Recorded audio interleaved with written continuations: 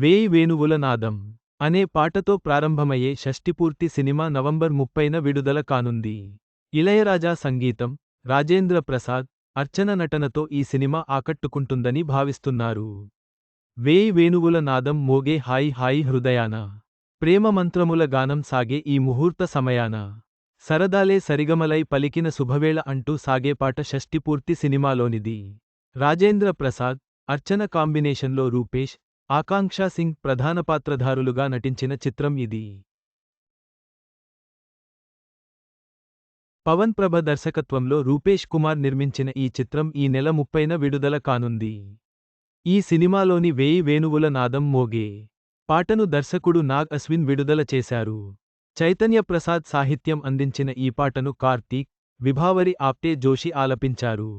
స్వర్ణ master నృత్య రీతులు సమకూర్చారు.